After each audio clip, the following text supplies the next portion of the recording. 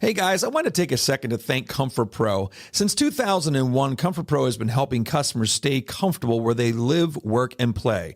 They stand behind their work with a 100% customer satisfaction guarantee. They have 24/7 emergency service, and if you mention the show, you receive a free watchdog maintenance plan for 1 year. Call Comfort Pro at 484-917-1803. 484-917-1803. That's Comfort Pro. From real estate Affects the market as a whole, which then sometimes will affect the tendencies. Right. It'll come in. to real life. We all learn in different ways. If you think about it, Wayne Dyer might not attract everybody. And everything in between. Mission was really to help people just to reach their full potential. The Brad Weisman Show. And now, your host, Brad Weisman. All right. Oh, man. I am super excited about this show. Hugo. Hello. We got a good one right here in the studio. That's right. It's going to be awesome. You know, I saw this guest, this girl who's just phenomenal and young and phenomenal, which is amazing. And I saw her on Stephen Scoggins' podcast. Oh, yeah. I Remember him. Stephen? Yeah, I saw her there, and it just hit me right away. One was how young and how she has her stuff together. Mm-hmm. You know, and I'm sure that we're going to find out that it wasn't always that way. All right. We're going to go through that, and I'm excited about it. So I'm going to read the bio that's on her website, and then we're going to bring her in here. So Andelina Storm is a writer, psychology student at Michigan State University, passionate about the intersections of mental health, theology, and resilience. Her work explores how faith becomes a transformative tool in the face of anxiety and depression. Sanity in the Storm is her debut book, an invitation to anchor your mind and spirit in truth through practical insight and spiritual encouragement.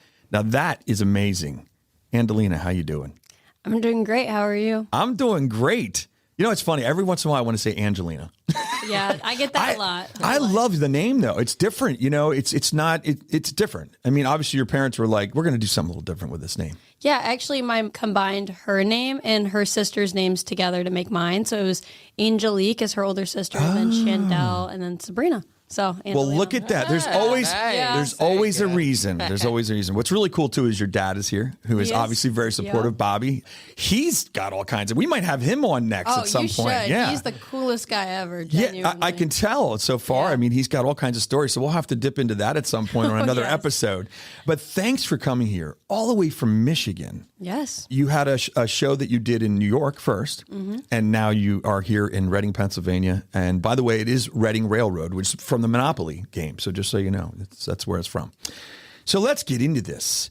You know, when I saw you on Stephen's show, it was just amazing to see somebody that's in college, that's a younger person, talking about spiritual faith, God. And obviously there's a reason that you are in that place right now. Yes. So do you mind telling us, give the audience a little bit of a background of why you're here? Like why did this message come about?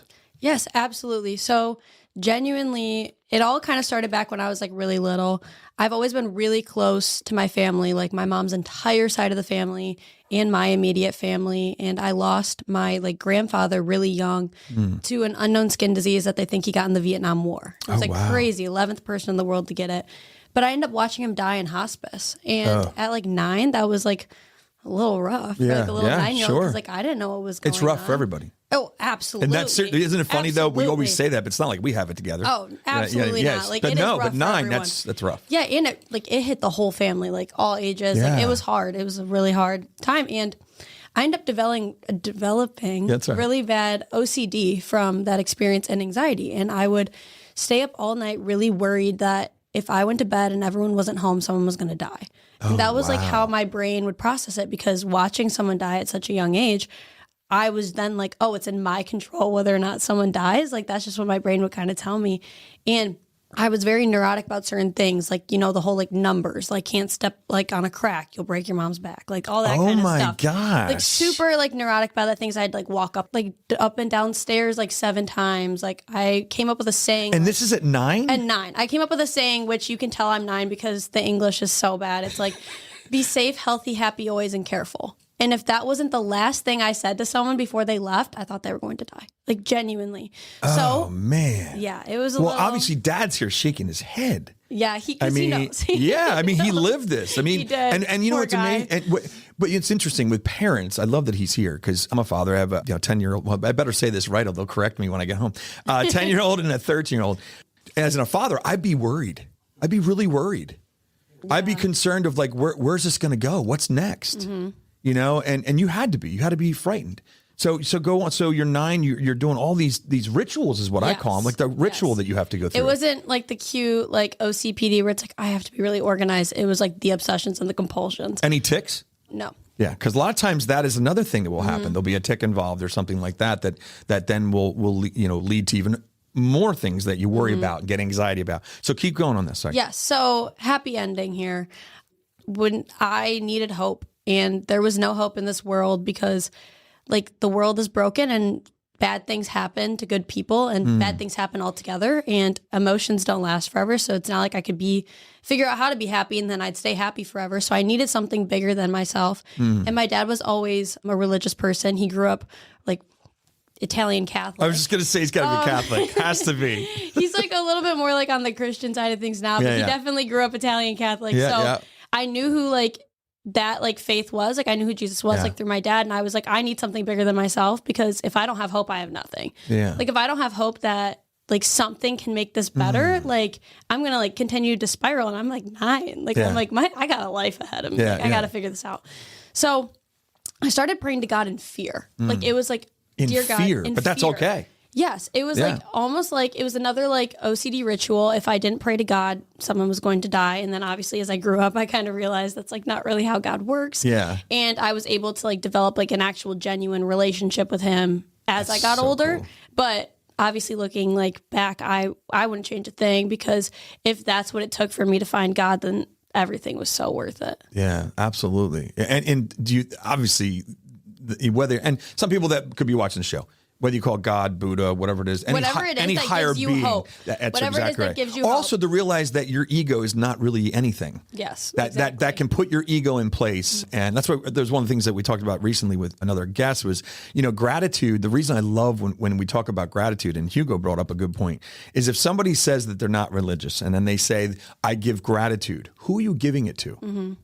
Yes. If you're at night thanking your life for if I'm thanking or giving gratitude for my wife, my children, all those things, for who are you thanking? Yes. 100%. So it's kind of, Hugo brought that up. I think it was you, one of the guests was here, and it just blew my mind. So, it's to find that there's somebody bigger than you, that you're not in control. Because if we think we're in control, that's where the anxiety comes. Yes, 100%. Right? And the older I got, the more I realized that if I didn't have something bigger than myself to rely on, it would be really hard for me to still be standing here today.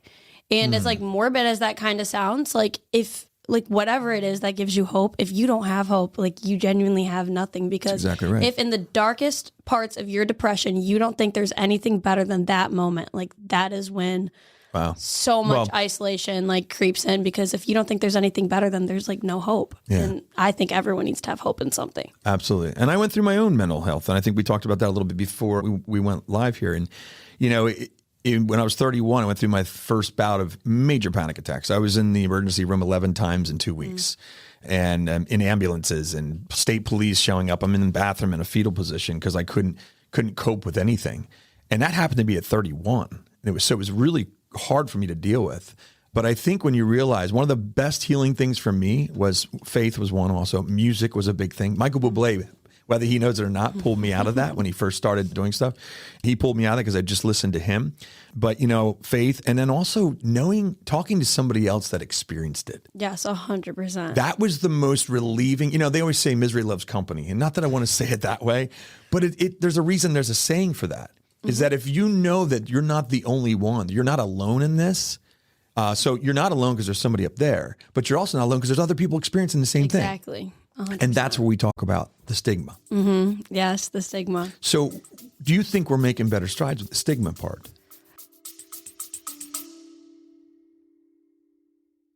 Hi, this is Brad Weisman. Come back here every Thursday at 7 p.m. to watch the Brad Weisman Show. We have new guests every single week, and we love having you as an audience. All right, we'll see you soon.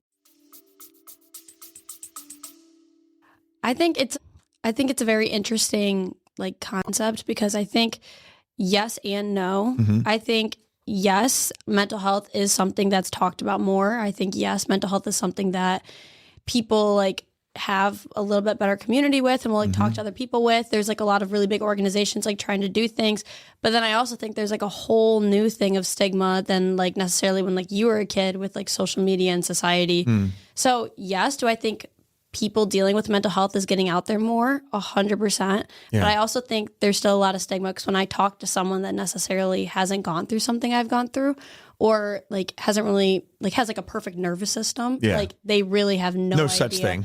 Literally. But they literally are like, oh, like I have really bad anxiety too. And I'm like, oh, like, what do you mean? And they're like, I get anxious before an exam. And I'm like, that's not the same. Well, anxiety is a normal thing. Yes, anxiety. It's supposed to happen. Everyone gets anxious. We don't want to eliminate it. We just want to put it in its place. Yes, 100%. And let it know when it's allowed to be here. Yes, you know, and it's not allowed to be here 24 hours a day. That's 100%. Unacceptable. Yes. But if you get anxious, you know when I get anxious watching stuff where the guy's changing the light bulb at the top of a building and I'm watching on TV, my palms sweat. And my whole body like gets like, and I'm like, it's not even me, it's somebody else. That's anxiety. That's anxious. That's your brain doing what it's supposed to do at that moment. Yes, 100%. But having it go 24 hours a day, it's absolute hell. And I went, it's hell. And it got to a point where my dad had basically, my parents kind of saved my life, I think, too, because he asked if there was a gun in the house. And this is something I don't think I've ever shared publicly, actually. Asked if there's a gun in the house, and I said, yes, there is. And he said, you mind if I take it? And I said, and I started crying. And I said, no, please do. So you know, at that moment, he asked the right question at the right time. And whether I would have done anything or no, but I was in a dark place. It's in a dark place. So yeah, I get it. You know. So did you get to that rock bottom moment? 100%. Yeah. The reason actually the book and the podcast and everything started was because I've always grown up with anxiety and OCD, and it was something that I learned how to control because I had it at such a young age that it was like almost like wearing like a weighted vest. It was like, okay, put the weighted vest on in the morning. Wow. Like, let's go through our day. But then I got depression in college, and that was something I had no idea how to handle at all. And there was so many nights where I'd be like laying on like the floor in my room, like looking up at my roommate and being like, I don't know how much longer I can do this. Oh like, gosh. This doesn't even like nothing feels and like then not meaningful sleep at all. No sleeping. And then no sleep. That adds to the mental health right there. You got to sleep. No sleep. And then there was like so many like times and like important moments in my life that I would just self-sabotage. Like my own birthday party, I'd be laying in the bathroom with like two of my best friends and my younger sister. And I'm like, I need dad to come pick me up. Like I can't be here anymore. Like I can't do this. And they're like, this is like your birthday party. Like, what are you doing? So I've definitely been there, and I still get there sometimes. Like there's definitely times when like I'm like, oh man, life is heavy. Like this is like, there's so much going on all the time. Like there's so much like sadness for like no reason sometimes. But like that's when like the coping mechanisms, and that's when having faith in something bigger is so important, because if you struggle with something, the odds of you waking up one day and it going away forever are like very low. There will be like moments in time when it gets better. Like, I mean, for like Midwest people, like sometimes like moving to Florida gets rid of that like seasonal depression. Like I can understand that, because I'll tell you, around here, I'm not a winter guy anymore. Me neither. And Michigan, obviously, you guys are much worse than us. Yeah, we have brutal winters, but like cold. Oh yeah. Like it's like 7 degrees and I'm like walking to class. Oh my gosh. Yeah, no way. Unbelievable. So and those are the things that you can't, so in those positions, you can't even cope with weather at that point. I mean, no, exactly. It's crazy. You have to like really like focus on the fact that like things do get better. Like that's like the mindset you have to have, because obviously like for me, like anxiety and like OCD have like never really gone away. I've just kind of found ways to make them like a little more productive, if that makes sense. Like I'll use my OCD to be like, okay, like make sure you're like super like neurotic about like your planner and your calendar instead of like whether put it in the right places. Exactly. Put it in the right places. You know, just kind of like maneuver it. But like with depression, it is like really having to like sit back and being like, okay, like you can cope with this right now, and I promise you in like a week or two, you're going to feel so much better. And then like it is a little bit of a roller coaster, but like that's when having hope matters, because it's like you have to have hope that like, and you also have to like put into perspective that there's so many people that like love you and need you here. And I don't care who you are. Like there is so many people that love you and need you here. There's so many people you matter to. I'm a brand ambassador for Promise to Live. It's like a suicide prevention organization. Oh, good for you. Suicide like awareness. A support group type thing, or just to talk? So it's like a little bit of everything. They have so many great resources. Brandy Vega is like the founder of it. She's actually friends with Steven Scoggins. Oh, there we go. Steven's getting a lot of plugs. Yeah. We're going to have to charge him for this episode. I'll tell you what. Steven connected us, and she like has this like, they're called pocket hugs, and she hands out these like little tiny like hugs to people and like basically like makes them make a promise to live. And if you're in a good mental state, you're like 60% like more likely to think of the promise you made when you're in a state of being super low. Because you promised it to somebody else. Because you promised it to somebody else. Yes. Like you promised someone else that you wouldn't make that decision. And being a part of that like organization has like really shown me that like everyone like gets affected if one person makes a decision. I lost a friend to suicide last year. I had that down here. Yes. Yeah. I lost a friend to suicide last year, and he like I went to a really small like high school. He went to Michigan, I went to Michigan State, like, you know, like rivals. Yeah, definitely. And Brandy told me a stat that around like 170 something people are affected if one person makes that decision. And I was like, ooh, that really makes sense, because if you would have saw the community that showed up for this kid when like he passed, and he would have had no idea. Like he would have had no idea that all those kids in his graduating class senior year would have been so tore up by the decision he made. You just wish you wish they could see that. Yes, yeah, was it die and be here? There's a thing that Wayne Dyer talks about. You know, if you could just die and be here at the same time, it would open you up to a lot of different things. You would see who cares. You would see, you know, who shows up at that moment. You know, yeah, that's it. And so this kid, obviously, your friend, just got to a place where it just wasn't. There was no end.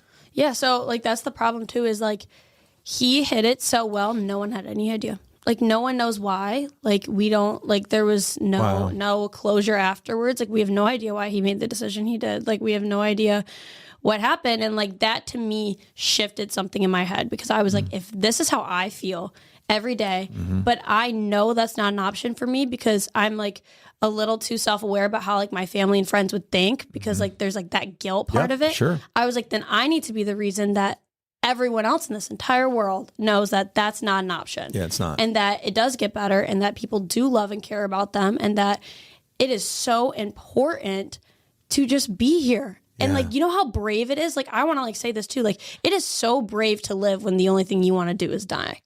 Like that is so like brave and like hard for people, but at the same time, like it's necessary. Like you need to be here. I agree with you 100%. And, you know, I lost a friend to suicide also. And it's the thing that I think about, your dad that's here, and is the parents. I mean, having children now, I think that's the biggest, the biggest part would be what your parents would go through, you know, and not that, you know, but it's a big part. It's a big part. To this day, I have a friend that committed suicide. He was definitely very ill. He became schizophrenic and all kinds of stuff. And in his going through college, actually. And yeah, I didn't know he was as sick as he was. To this day, when I see his parents, the look on their face when they see me, because we were best friends and I hung out at their house all the time, is hard. Like I almost wish I didn't see them, because what I do is I bring it back, and I don't do it because I want to do it, and I don't do it, but you know, it sucks. It really sucks, you know. It's tough on everybody, but you're right. The people, they just think that this is it, that nobody else cares. No, 100%. Yeah. And there's been a lot of work I've done where I try to like have a social media presence, and like obviously the book and the podcast, and people will reach out to me and they'll be like, oh man, I wish I mattered. And like that breaks my heart, because it's like, okay, well, you know what? You matter to me and I'm a stranger. Like genuinely, like you matter to me. Like everyone like here that struggles, like you matter to me. And like if I'm a stranger and you matter to me, there's someone else in your life that like you like truly matter to. And that you making that decision would be like. Yeah. That's amazing. It's amazing. So let's go into it. So obviously the podcast was more recent, but the book was out for how long? Actually, January. Oh, so it is. It's both, around the same time. They're both super new. Which one do you want to talk about first? You want to talk about the book? Book came first. It was. Which came first, the chicken or the egg, right? Yeah, literally. The book came first because same time that like my friend made that decision and I knew I couldn't make that decision. Did that spur that on for the book? This is the whole like motivation for everything was my friend made the decision. I knew I couldn't make that decision because this is something I actually don't think I've shared this is because it's like kind of gut wrenching to me is I've had the same best friend since I was 9. I'm going to grab your book while you're talking. Okay, perfect. I've had the same best friend since I was 9. She's like the closest thing to heaven I've ever had on earth. She's perfect. Awesome. But she was closer to our friend Vincent than I was. Like they were always like very, very, very close. And I was kind of close with him because I was best friends with Sydney. And she came to me right after like he made the decision he did. And she looked at me and she goes, I can't sleep because I can't stop thinking about the fact that it could have been you. Oh, wow. And I like genuinely was like, wow. Oh, like there's, wow. You don't know how people think about right. you. I was like, wow. And she was like, and I don't mean that in a bad way. Like, I know you're struggling. She's like, but now I'm so scared you're going to make the same decision he did. And she goes, and I can't sleep. Wow. And I genuinely was That's a good friend. Yes, great friend. She's really amazing. good friend, but I was like kind of like really caught off guard because I was like, ooh, like I didn't like, I mean, like, yeah, I'd been very transparent with her about how I was feeling, but I didn't realize like the burden she was now carrying because she was like so worried about me. So I was like, okay, like if she's feeling like this and then all of our, like our entire friend group, like all of our mental health like plummeted after you made this decision, which is like another like statistic. I don't know the exact numbers, but if one person in like a family or friend group makes the decision, like the odds of someone else doing it like goes up like tremendously. Well, because it's feeding like, to exactly right. what. And like now you think that's like an option. And you think that's like the choice that like the only choice you can make to feel better. So I was like, all right, like, man, like I have to do something because if I feel like this and I know I can't let like Sydney or like my parents or my siblings like down by like making this decision, like I can't do that to them. Like I just wouldn't let that happen. Like I need to like make sure no one else thinks this decision is an option. So my dad came to me and he was like, Lena, and I was like, yeah. And he goes, you should write a book. And I was like, about what? And he's like, I think you have a lot of material. Right. I'm like, about what? And he's like, about everything that you've been going through with your friend and everything you've struggled with. Wow. And I was like, ooh, like, this is like pretty recent. Like, can I like grieve? Like, this is a book wow. already? I was like, man, like, it's been like a month. Way to put a load on me, like, Dad. Literally, I'm like, man, like, okay. And I'm like, all right, well, I have like chemistry exams, so I'm not going to do that. Like, I have school. The excuses come out. Right. I'm like, I have chemistry tomorrow, so I'm actually not going to do that. So I can't do the book tomorrow. Right. But then actually like 2 months later, I had just gotten like back from like Christmas break and I had a chemistry exam the next day and something was really weighing heavy on my heart to just sit down and start writing. Get out of here. Right. So then I ended up calling my dad and he happened to be at my younger sister's parent-teacher conferences sitting across from my English teacher in high school. Oh, cool. So who also had like my friend that passed in her class. Like she had both of us. So I was like, Miss Evans, like you'll never guess what I'm doing right now. And she was like, I'm so proud of you. You need to continue. And I was like, this is the only sign I needed. Yeah. So then I ended up writing the book in like 3 months. And since then it's just kind of been in like the publishing process. 3 months. 3 months. I don't know, you just got to take a look at the book here. Sounding the Storm. Whoever did the front cover too did a really good job. It's a very, very cool cover. I like the waves and stuff in there. It's really neat, and I'm excited. I am going to read it. I'm going to make sure I do it. You know, because it's not on audio. But you said maybe at some point you put it on audio. Yeah, maybe be really I will. Cool. It honestly like January 27th was like the day. It was like officially out on Amazon. Like obviously it was like kind of like out before that, but it was like a soft launch. But the hard launch was January 27th. So. Awesome. Mm-hmm. That's amazing. I'm excited. Very excited. Yes. So now going through this, now you have the podcast. That is really cool. I like the podcast. I like the setup of it. It's a very relaxed, setting. And you're just kind of laid back and you're reading scripture. Mm-hmm. Which, I don't even know how old you are. I'm just going to say 20. I was going to say 20 because you're in college. A 20-year-old kid, now adult, reading scripture is just amazing. I mean, that wasn't happening, 10 years ago. And one of the things I put in my notes is, are you noticing that younger people are starting to grab onto some type of faith or some type of belief that's higher than they are? Yes, absolutely. Yeah, I think it has been so much more like prevalent lately. And I think people like, there's like creators out there. Like, have you ever heard of Bryce Crawford? I haven't. You have all these names. I got to get a list of these names. Your dad gave me names. I mean, there's so many people doing great stuff. Yes. And it's almost like which I love in this, what we do with podcasts, you can't get enough. And then you want to hit them all and you just can't. There's only so much time in a day. But I want to definitely get a list of names from you guys. But no, go ahead. Tell me the story. So Bryce Crawford, he is like probably the biggest podcaster in like my generation, like about faith. Like awesome. He almost like took his own life, and he sat in his car and he was like, after going to like the Waffle House, and was like, okay, God, like if you like want me to stay, take my anxiety away. And then God took his anxiety away. And then ever since then, he dedicated his entire life to like talking about like God and like a lot about mental health. Cause like obviously like he really struggled because he was like at that point and stuff. And I think he had like a huge movement in my generation. Like he has brought so many people to God. It's been like very cool. But yeah, like I also like I go to Michigan State and I'm a part of like a Christian organization there, and there's like a lot of kids, like there's a lot of people my age like turning to faith and like hope in something because well, Turning Point has a big part of that. Turning Point, Charlie Kirk, I mean, God rest his soul, but whether you like him or not, he had a big portion of bringing kids to Christ. And he talked about it, and he broke it down. He broke it down that it was easier to understand, easier to believe, in what we're going through in the world and stuff. So, I just see this movement, and it wasn't I'm, like I said, I'm 55, and the religion has kind of taken a back seat for a very long time. And isn't it funny how during that period is when we seem to be the most craziness? I think because of the ego, because of social media, and nothing bad about social media because I use it, you use it, you're very good at it, but there's a place for it.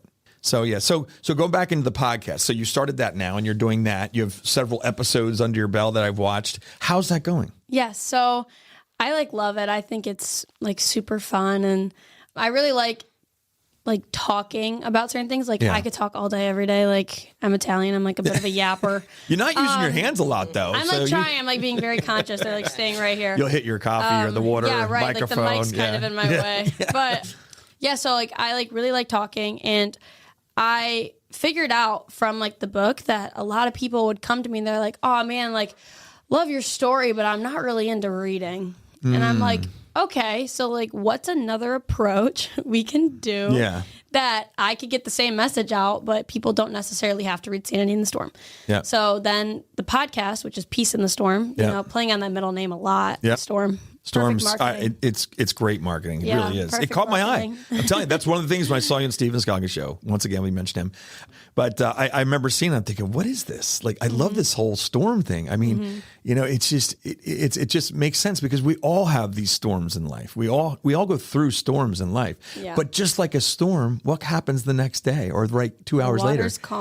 Water's calm, especially the ocean. They say the ocean can get completely crazy in 10, 15 minutes. My parents were boaters and we were out in the ocean a lot. It can get crazy. Just like Lake Michigan, I'm sure, right? It's like an ocean. and it can get crazy in like an hour, but then it completely goes flat. Yep. That's life. Yes, 100%. That is life, And that was the motivation for the podcast was, okay, if people aren't going to read this, I'm going to like take some of the good nuggets in there, spin it up, make it into something else, find a Bible verse that aligns with it, and then talk about that and like use kind of like the same message to then reach a new audience of people, which is like what I'm like really into is like, how many different avenues do I need to go down to make sure everyone gets the same message? Because necessarily like I'm Christian, but I know a lot of people aren't. Yeah. And I still want people that don't like have that hope in something bigger than them to know like coping mechanisms to like figure out how to like get through life and to feel better. So that's like kind of like the next project. Like obviously these two are very faith like centered. Yeah, I love your quotes too. You do a lot of quotes on the Instagram. There's quotes and stuff, and I wrote a couple of them down. I just was one of the quotes, and just because we're kind of in there, the storm didn't break me; it built me. And I wrote down, I said I love that because these are great quotes, and I think that's actually a really good part of your Instagram page. Is if somebody wants to just get something quick for the day, that's a great place to go because they get that thought, they get that positive reinforcement. And And it's something that they can now think throughout the day and go, okay, this is what I'm gonna live by this today, or I'm gonna think about this today. And the other one that I liked was even in the storm, there's peace when you know who's in control. Love that. Yeah, very, very cool. And that's because we're not in control. Yeah. And I think that's a great piece there. So going back into the podcast, I think if you want to tell the audience where that is, how we can find your podcast, because I think we need more and more people to listen to that podcast. I think that you're getting a word across. I think coming from somebody younger, the younger audience will listen to it. Mm-hmm. If it came from me, if I started reading scripture or whatever, and sometimes when I say people, when they talk about scripture, I talk about the Bible. If you want to just say, okay, let's just say you don't believe in God or a higher being. It's a really good book. I mean, if you just follow what's in there, if you listen to what's in there, whether you believe in whatever, it's a really good book. Because if you just follow the teachings, you can't go wrong.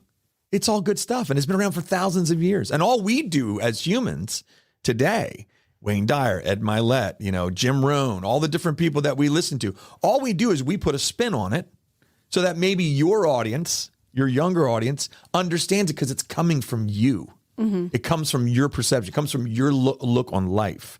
And that's what I think it is. So the 55-year-old is going to tell that story different than the 20-year-old. Yes, 100%. And you know your audience. Yes. But I enjoyed watching your podcast. Thank you. Yeah, it's very, very calming. You should do those. I could see you doing the things to make kids sleep at night. Like we use that for Carson. He loves them. And now you want to think about your day. And yeah, I could see you doing that. I could totally see you doing that. So love the podcast. Is there anything else you wanted to cover? I know that you had some notes here and I want to make sure we're at 30 minutes and this show is going to be phenomenal. I just love where this went. I love the show. Let's go into some of the stuff you talk about. One of the things I want to ask, what do you find is the most biggest challenge? The OCD, depression, or the anxiety?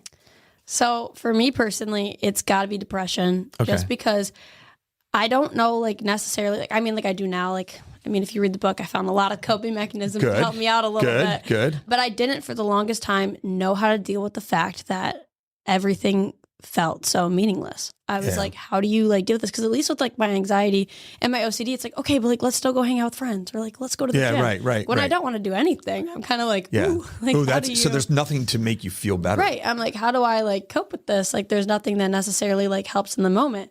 So for me, it was definitely depression or probably going on depression. I get super I'm a really big crybaby. I get really hysterical. Genuinely. And that's okay. That's a good crying, emotion. Crying is good. I love crying. I cry every day. Good for you. That's good. But it was when I get in those seasons where that's really a struggle for me. I if I start crying, there's no getting me to stop. Oh man, I can't stop crying, and I'm better drink a lot of water because you're gonna run out of tears or something. Right. I'm how do you kind of deal with this? So I think depression was definitely the hardest for me to find coping mechanisms that actually worked. Yeah. Amazing. It's so cool. Yeah. And I find it's the thing you have to do. You want to know the thing that I used to do. And they always say there's a, I don't know how you are with animals or pets or whatever. I'm a big dog person. I love dogs. So, my dad always said, isn't it funny that dog is God spelled backwards? Which is interesting. Mm-hmm. So if you look, isn't that funny? Most people you don't even think about that, right? And he brings it up because we're a very big dog family. And one of the things that got me through, besides Michael Bublé, besides amazing friends and family, and my parents were amazing through when I went through that whole bout for about 2 months or more, it was the dog. Mm-hmm. We had a golden retriever at the time. And when she would be laying on the floor, I would just go up and actually get around her and just pet her. That I could actually feel, because when you have anxiety, you're very uptight. I don't know if you remember how that feels. It's a very uptight feeling all the time. There's always locked. Everything's just locked, and you're just like this inside, and it's constant. And I could just feel the easing going over my body. So I would do a lot of petting the dog. The dog thought this was great. The dog's hope he gets anxiety again. You know what I mean? But no, and it would work. And I think one of the things they say about that is you're taking the attention off of you and you're putting it on something else. Mm. So what happens is you're relieving all the ideas, the things you have in your head. And I would pet her and it would just make me feel so much better. So there's something with pets too. I think, if you're somebody that's going through that, I would suggest, that's why we have therapy dogs and all that kind of stuff today. So you're a dog person? Yes, I am. You have a dog? We have a dog. I'm obsessed with him. What kind of dog? It's called a mini hippo. I don't recommend the breed to anyone. Wait a minute, mini hippo. Yes. Now you know what? In my mind, what I just got was a hippopotamus. That's really small. Did you get it for Christmas? Did you get? That's a good one, Hugo. That's a good one. I want a hippopotamus. Yeah, I got it. It's a Shar Pei and a Cocker Spaniel mixed together, and he is the cutest dog in the entire world. But he has so many health issues. I don't recommend to anyone to ever get a mini. A lot of the mixed dogs have health issues, but he's perfect. He is actually the best dog in the entire world. And what's his name? Desmond. My brother got to name him after Des Bryant. We don't really talk. Desmond is a very human name. You know what I mean? It's very human. Hey, Desmond, how are you? It's that's interesting. Very interesting. So, is there anything else you want to talk about before? Any messages to the audience because I know you said on here a couple of things about people feeling alone. I want you to be able to talk to the audience and just say what you would want to say to everybody listening. Two things. One, going back to the stigma thing. Yeah. I want everyone to imagine a pond and you're skipping stones. The ripple effect of you skipping stones on that pond can either be positive or negative, and you get to decide that. The stigma of mental health and depression, anxiety, whatever it is, if you're skipping that stone and the stigma's rippling, that is not good. But if people genuinely speak out and talk about the importance of being educated on mental health and the importance of helping people that are struggling, we can create a positive ripple effect and lower the numbers of suicide. I agree. And the second thing is anyone that's listening that is struggling or knows someone that's struggling, I want to remind you that you can put a comma in your story instead of a period. Put a comma and try finding new ways to cope. Don't give up. There's a comma. You can even put a semicolon and figure out a bunch of new things that work for you. Just don't put a period in your story. Wow, that's good. All You're right. 20? I am 20. Yeah. Dad, proud? You know what? Real quick, we don't normally do this. Let him grab the mic real quick because I just want to talk to him. So we've never done this before because Hugo typically gets very upset when somebody grabs his mic. Oh, don't worry, he's not scared of the microphone. Yeah, that's fine. So we start singing. Bobby, seriously, and I hope you don't mind that I'm bringing him on. I don't think you would. Absolutely. What an incredible young lady. I mean, you have to be so proud of what she's doing. I mean, they can't see me, but I'm tearing up as we're speaking. Yeah. I love all my kids. Of course. I love everyone but for her to have the courage and the strength at such a young age to go tackle such a huge giant and want to make the greatest impact in the world. You know, as a father and your wife at home, when your kids, whatever your kids accomplish or whenever they get hurt, you feel it 1,000 times more than they even feel. Absolutely. And the joy I have to see her shine, and actually the pain I go through when she goes through those dark times. I don't think she realizes how truly special and how amazing she is, and how proud my wife and I are of her. Yeah. And what a blessing all my kids are. But right now we're talking about Andelina, but what a blessing she is in our life. And I just can't wait to see how great when she soars. I'm the pusher. I'm the guy that says, hey, go do it. So you're the coach. I'm the coach. I'm the dadager. He's the dadager, I'm the dadager.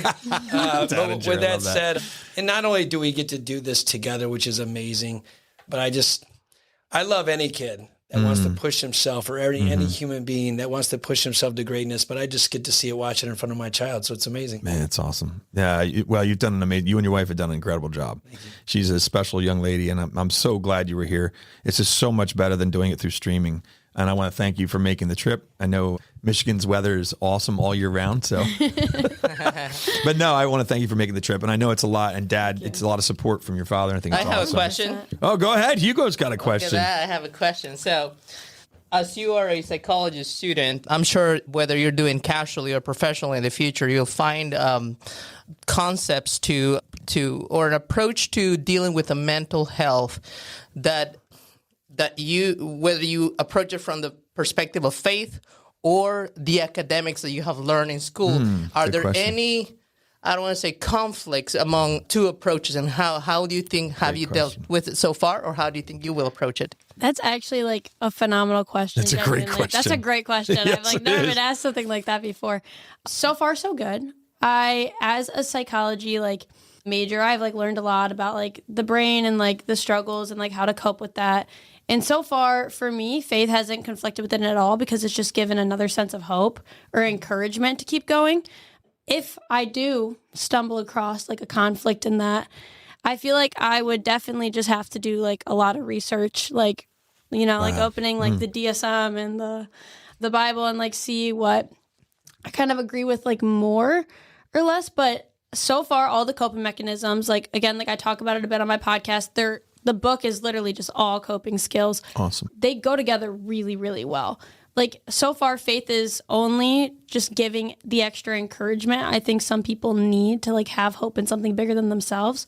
But there's also like a lot of really good like resources and articles and websites, LinkedIn, and coping mechanisms like overall in the book as well. That's awesome. Did I answer Great that? question. Yeah. Okay. Great question. Because you're a psychology major, right? So there's going to be times where, I mean, we all know this in the academics, they don't want to honor the higher being a lot. Yes. And I have like come across like that, but it hasn't conflicted with like coping skills in like my opinion. Gotcha. If that like makes sense. No, I totally get it. Yeah. Well, your coping skills, as far as I'm concerned, are real.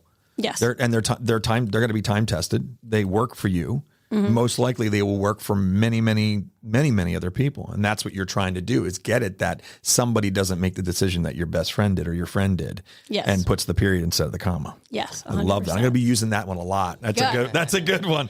All right. We're going to go. All right. Are you good? Yes, I'm great. You were phenomenal. Unbelievable. So there we go. All right. Wow. What a show. Hugo. That's righty. My gosh, it's probably one of the best ones we've had in many, many, many, many months. I mean, all of our guests are amazing, but I got to tell you, this was incredible. Please share this episode with anybody, actually everybody, because a lot of times people don't even know who's suffering with some kind of mental health issues at all. So thanks for listening to the show. Thanks for coming back every Thursday at 7 p.m., and we'll see you again next week. All right, that's it. Hey guys, if you're looking to buy or sell a house in Berks County or beyond, let me know. This is Brad Weisman from the Brad Weisman Show. You probably know I'm also a realtor, but I wanted to remind you, if you have any questions or you need anything, please give me a call, 484-256-5836. Thanks.